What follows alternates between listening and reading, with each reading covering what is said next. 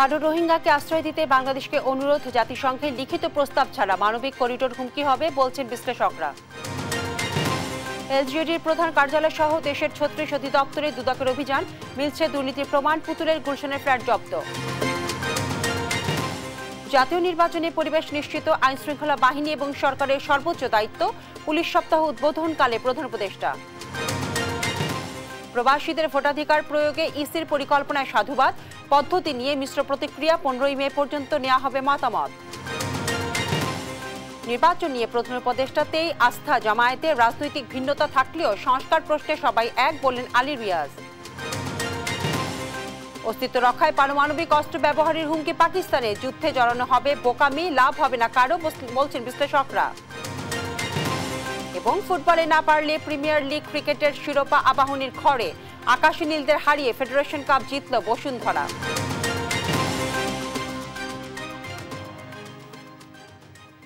আমন্ত্রণ সংবাদ সন্ধ্যায়, শুনছিলেন শিরোনাম, সাথে আছি বিপাশা চক্রবর্তী। রাজধানীর গুলশানে সাবেক প্রধানমন্ত্রী শেখ হাসিনার কন্যা সাইমা ওয়াজেদ পুতুলের ফ্ল্যাটের সন্ধান পেয়েছে দুদক। পরে আদালতের নির্দেশে জব্দ করে তারা। আর সাবেক মুক্তিযুদ্ধ মন্ত্রী মোজাম্মেল হকের বিরুদ্ধে অবৈধ সম্পদ অর্জন এবং সন্দেহজনক লেনদেনের অভিযোগে মামলা করেছে দুদক। এদিকে বিভিন্ন প্রকল্পে দুর্নীতি সহ নানান অভিযোগে ঢাকার প্রধান কার্যালয় সহ সারা দেশে এলজিইডি ৩৬টি কার্যালয়ে একযোগে অভিযান চালিয়েছে সংস্থাটি। ফজলে আদিত্য রিপোর্ট।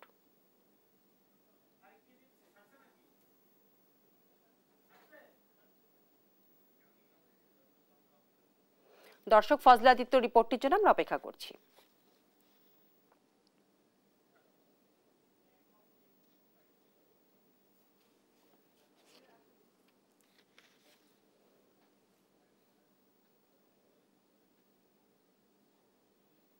দর্শক, আমরা রিপোর্টের জন্য অপেক্ষা করছি।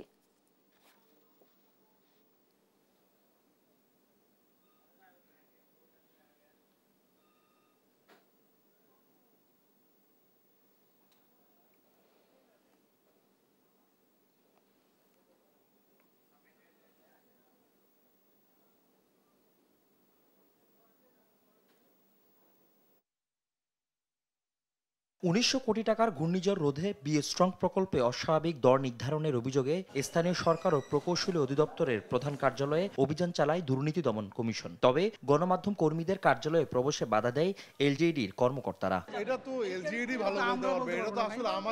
অভিযান শেষে দুদক কর্মকর্তা জানান, 4টি ল্যাপটপ কিনতে 11 লাখ টাকা সহ প্রতিটি যন্ত্রাংশ কেনাকাটায় বেশি দাম নির্ধারণের প্রমাণ মিলেছে। তবে আপাত দৃষ্টিতে আমাদের কাছে ল্যাপটপের দামটা একটু অস্বাভাবিক মনে হয়েছে। ল্যাপটপ, কম্পিউটার বা প্লাস আরো কিছু, এগুলোর আমরা আসলে বলতে পারবো মোটরসাইকেল, এরকম বিভিন্ন বিষয় আছে। আর ঢাকার পাশাপাশি বিভিন্ন জেলায় এলজিইডি কার্যালয়ে চালানো অভিযানে পাওয়া তথ্যপাত্রের ভিত্তিতে পরবর্তী ব্যবস্থা নেওয়া হবে বলে জানান দুদক মহাপরিচালক। সজীব সমন্বিত জেলা কার্যালয় সহ প্রধান কার্যালয় থেকে স্থানীয় সরকার প্রকৌশল বিভাগের যে বিভিন্ন অনিয়ম এবং দুর্নীতির যে অভিযোগ আমাদের কাছে এসেছিল, সেই প্রেক্ষিতে সব একযোগে সব জায়গাতে এটা আমাদের এনফোর্সমেন্ট অভিযান পরিচালনা করা হয়েছে। এদিকে সাবেক প্রধানমন্ত্রী শেখ হাসিনার কন্যা সাইমা ওয়াজেদ পুতুলের গুলশান 1 নম্বরের 7 নম্বর সড়কের একটি ফ্ল্যাট আদালতের আদেশে জব্দ করেছে দুদক। যারা রয়েছেন তারা যদি সম্পদ সংক্রান্ত বিষয়গুলো তারা যদি অন্যত্র বিক্রি বা স্থানান্তর করার চেষ্টা করেন, সেই ধরনের তথ্য আমাদের অনুসন্ধানকারী দল কিংবা তদন্তকারী কর্মকর্তাদের কাছে এসে থাকলে তারা এই বিষয়ে আদালতের অনুমতিক্রমে এই কার্যক্রমগুলো গ্রহণ করে থাকেন। এটা যে কোনো অনুসন্ধান তদন্তের ক্ষেত্রেই প্রযোজ্য। আর মামলা হয়েছে সাবেক মুক্তিযুদ্ধ বিষয়ক মন্ত্রী আকম মোজাম্মেল হকের নামে। তার বিরুদ্ধে 10 কোটি টাকার অবৈধ সম্পদ অর্জন এবং 3টি ব্যাংক হিসেবে 8 কোটি টাকা সন্দেহজনক লেনদেনের অভিযোগ আনা হয়েছে। ফজলে আদিত্য, তিস টিভি, ঢাকা। জাতীয় নির্বাচনে পরিবেশ নিশ্চিত করা আইনশৃঙ্খলা বাহিনী এবং সরকারের সর্বোচ্চ দায়িত্ব বলেও মন্তব্য করেন প্রধান উপদেষ্টা ডক্টর মোহাম্মদ ইউনূস। সকালে রাজারবাগে পুলিশ সপ্তাহ উদ্বোধন অনুষ্ঠানে একথা বলেন তিনি। পুলিশ এবং জনগণের দূরত্ব কমিয়ে আনাই এখন বড় চ্যালেঞ্জ উল্লেখ করে প্রধান উপদেষ্টা বলেন, 16 বছরে পুলিশকে দলীয় বাহিনীতে পরিণত করেছিল আওয়ামী লীগ। আরও জানাচ্ছেন সাইফুল রিপন।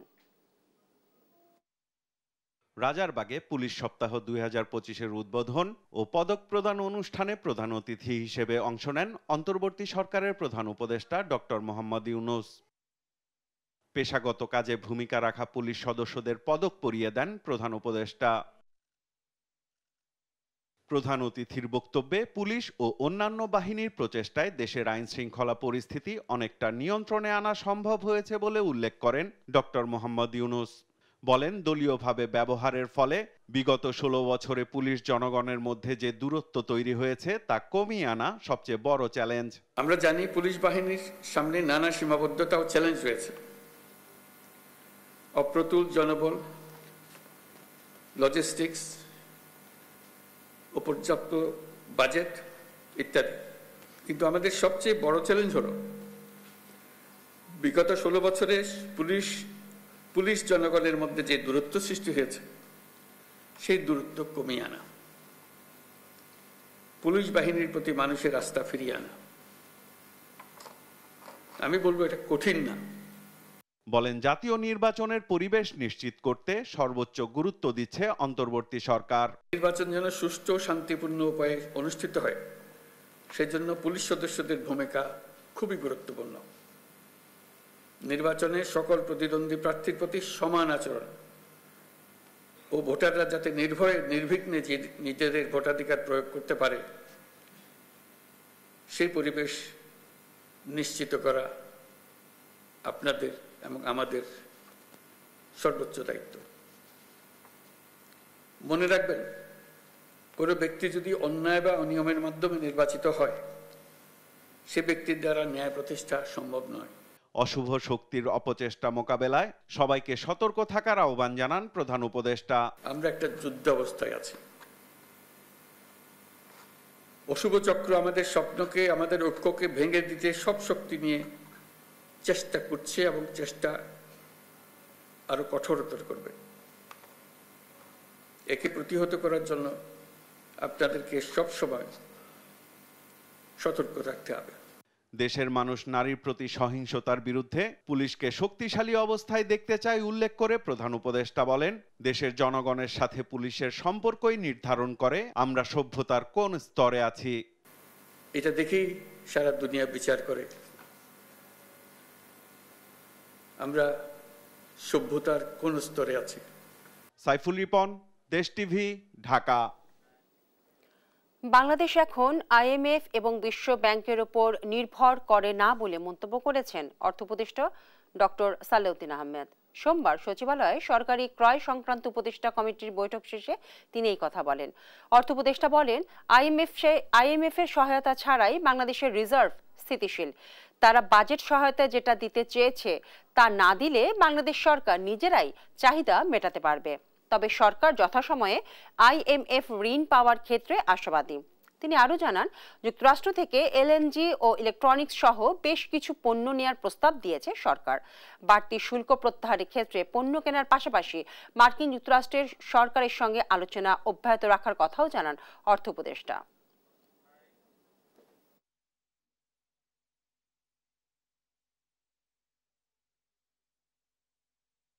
প্রবাসীদের ভোট নেয়ার পদ্ধতির বিষয়ে চূড়ান্ত মতামত দিতে রাজনৈতিক দলগুলোকে 15 মে পর্যন্ত সময় বেঁধে দিয়েছে নির্বাচন কমিশন। প্রধান নির্বাচন কমিশনার নাসির উদ্দিন বলেন, আগামী নির্বাচনে সীমিত পরিসরে হলেও প্রবাসীদের ভোটের প্রস্তুতি চলছে। মঙ্গলবার নির্বাচন ভবনে এক সেমিনারে এসব কথা বলেন তিনি। আর প্রবাসীদের ভোটদান নিশ্চিতে বাস্তবায়নযোগ্য প্রস্তাবের পক্ষে রয়েছে বিএনপি। শিউলি রায়কে সঙ্গে নিয়ে আরও জানাচ্ছেন নাফিয়া ফারজানা। মঙ্গলবার রাজধানীর আগারগাঁওয়ে নির্বাচন ভবনে প্রবাসীদের ভোটাধিকার নিয়ে অংশীজনদের সঙ্গে আলোচনা করতে সেমিনারের আয়োজন করা হয়। অনুষ্ঠানে বিএনপি ও জামাত সহ বিভিন্ন রাজনৈতিক দলের প্রতিনিধি, সিনিয়র সাংবাদিক ও নির্বাচন কমিশনার সহ বিশিষ্ট ব্যক্তিরা অংশ নেন। সেমিনার শেষে রাজনৈতিক দলগুলো পোস্টাল ব্যালট, অনলাইন ও প্রক্সি ভোটিং নিয়ে মিশ্র মতামত দেয়। প্রক্সি সিস্টেম একটা ওনারা সাজেস্ট করেছেন, মোটামুটিভাবে সেটা হতে পারে। এটা খুবই বিস্ময়ের ব্যাপার যে বাংলাদেশের 55 বছর অতিবাহিত হচ্ছে, অথচ প্রবাসীরা প্রবাসে থাকা অবস্থায় ভোট দেওয়ার কোনো আইনগত সুযোগ পায় নাই। আমরা নির্বাচন কমিশনকে অনুরোধ করেছি তাদের সর্বোচ্চ চেষ্টা করার জন্য যাতে বাংলাদেশিরা যারা প্রবাসীরা আছেন তারা সবাই তাদের ভোটাধিকার প্রয়োগ করতে পারেন। বিএনপির 3 সদস্যের প্রতিনিধি দলের নেতৃত্ব দেন স্থায়ী কমিটির সদস্য নজরুল ইসলাম খান। জানান, প্রবাসীদের ভোটদান নিশ্চিত করতে আলোচনা হয়েছে। যে প্রস্তাব সবচেয়ে আধুনিক ও বাস্তবায়নযোগ্য, সাশ্রয় সহজলভ্য হবে সেটাই বাস্তবায়নের পক্ষে বিএনপি। বাংলাদেশের নির্বাচনে অংশগ্রহণ করার অধিকার আমরা দাবি করেছি। কাজেই আজকে যে উদ্যোগ নির্বাচন কমিশনের পক্ষ থেকে নেওয়ার কথা বলা হয়েছে, এই উদ্যোগের প্রতি আমাদের শুধু সমর্থন না, এটা আমাদেরই দাবি। এবার প্রধান উপদেষ্টা বলেছেন নির্বাচন কমিশন এই ব্যাপারে উদ্যোগ নিয়েছে, আমরা ধন্যবাদ জানাই তাদের। কিন্তু এটা আমাদের সমর্থনের প্রশ্ন না, শুধু এটা আমাদের দাবি বাস্তবায়ন হচ্ছে বলে আমরা খুশি। আগামী নির্বাচনে সীমিত পরিসরে হলেও প্রবাসীদের ভোটের প্রস্তুতি চলছে বলে জানান সিইসি AMM নাসিরউদ্দিন। অ্যাটলিস্ট সীমিত পরিসরে আমরা শুরু করি, শুরুটা অন্তত হোক। আমরা চাই যে নেক্সট ইলেকশনে শুরুটা অন্তত হোক, এই জন্য আপনাদের সবার বিজ্ঞ মতামত এবং সমর্থন আমরা চাই। প্রবাসীদের ভোটাধিকার প্রতিষ্ঠার সুযোগে পালিয়ে যাওয়া আওয়ামী লীগের অপরাধীরা যেন কোনোভাবে সুযোগ না পায় সেদিকে নজর রাখার কথাও জানান প্রধান নির্বাচন কমিশনার। আমাদের এখানে বহুত। নাফিয়া ফারজানা, দেশ টিভি, ঢাকা। নির্বাচন নিয়ে প্রধান উপদেষ্টার কথায় আস্থা আছে জামায়াতের, এমনটি জানিয়েছেন দলটির আমির ডক্টর শফিকুর রহমান। মঙ্গলবার দুপুরে মৌলভীবাজারে কুলাউড়ায় গণসংযোগ কর্মসূচিতে এই কথা বলেন তিনি। জামায়াতের আমির প্রধান উপদেষ্টার ঘোষিত আগামী ডিসেম্বর থেকে ২৬ সালের জুনের মধ্যে নির্বাচন হবে বলে আশা প্রকাশ করেন। তবে ডিসেম্বরের মধ্যে নির্বাচন হওয়ার সম্ভাবনা 50-50 বলেও জানান তিনি। এ বিষয়ে নির্বাচিত হলে কাজের ভিত্তিতে মানুষ মর্যাদা পাবে এমন সমাজ গড়ার প্রতিশ্রুতি দেন তিনি। সেই সঙ্গে মানবিক এবং দুর্নীতিমুক্ত বাংলাদেশ গড়তে জামায়াত কাজ করবে বলেও জানান দলটির আমির। প্রধান উপদেষ্টা বলেছেন যে এবছরের ডিসেম্বর থেকে আগামী বছরের জুনের ভিতরে নির্বাচন দিবেন। আমরা দেখতে চাই যে তিনি তার কথার উপরে ঠিক থাকবেন। যেহেতু কিছু সংস্কারের প্রশ্ন জড়িত রয়েছে, একটু সময় লাগবে। এই জন্য ডিসেম্বরের ভিতরে এটা হতেও পারে, নাও হতে পারে, এখানে 50-50 চান্স। গণতান্ত্রিক সমাজে ভিন্নমত থাকলেও সংস্কার প্রশ্নে সবার লক্ষ্য এক, এমন মন্তব্য করেছেন জাতীয় ঐক্যমত্য কমিশনের সহ সভাপতি অধ্যাপক আলী রিয়াজ। বুধবার বিপ্লবী ওয়ার্কার্স পার্টির সঙ্গে সংলাপে একথা বলেন তিনি। আর জাতীয় সাংবিধানিক কমিশন প্রতিষ্ঠা, সংসদ সদস্যদের স্থানীয় উন্নয়ন বরাদ্দ এবং থোক বরাদ্দ না দেওয়ার প্রস্তাব করে দলটি। হাসান আল মাহমুদের রিপোর্ট। মঙ্গলবার সকালে বিপ্লবী ওয়ার্কার্স পার্টির সঙ্গে সংলাপে বসে জাতীয় ঐক্যমত্য কমিশন।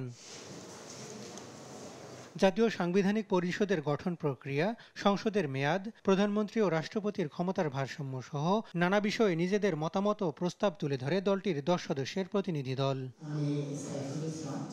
সূচনা বক্তব্যে কমিশনের সহসভাপতি ডক্টর আলী রিয়াজ বলেন, জুলাই সনদ শুধু সরকারের নয়, অভ্যুত্থানের জন আকাঙ্ক্ষার। বাংলাদেশের মানুষ চান, যারা প্রাণ দিয়েছেন তাদের কাছে আমাদের অঙ্গীকার, তাদের কাছে আমাদের দায় হচ্ছে আমরা যেন এই সুযোগকে হাতছাড়া না করি, যেন আমরা প্রকৃতপক্ষেই রাষ্ট্র বিনির্মাণের প্রক্রিয়াটা শুরু করতে পারি। আলোচনা শেষে বিপ্লবী ওয়ার্কার্স পার্টির সাধারণ সম্পাদক সাইফুল হক বলেন, 15 জুনের মধ্যে জুলাই চার্টার প্রণয়নে কমিশনকে আহ্বান জানিয়েছেন তারা। আগামী 1 থেকে 1.5 মাসের মধ্যেই জাতীয় ঐক্যমত্য কমিশন তার কাজটাকে সম্পন্ন করে যেসব প্রশ্নে আমাদের মধ্যে মতৈক্য আছে, আমাদের মধ্যে বোঝাপড়া আছে, একটা ন্যূনতম প্রশ্নে যেখানে আমরা একমত, তার ভিত্তিতে আমরা একটা জাতীয় সনদ তৈরি করতে পারি এবং যেখানে সকল রাজনৈতিক দল তারা সেখানে স্বাক্ষর করবেন এবং তারপরে আমরা এখানে 16 বছর ধরে মানুষ যে নির্বাচনের অপেক্ষা করছে সেই নির্বাচনে আমরা যেতে পারি। সংসদ সদস্য পদকে অলাভজনক করতে থোক বরাদ্দ ও স্থানীয় সরকারের উন্নয়ন বরাদ্দ না রাখার প্রস্তাব করে ওয়ার্কার্স পার্টি।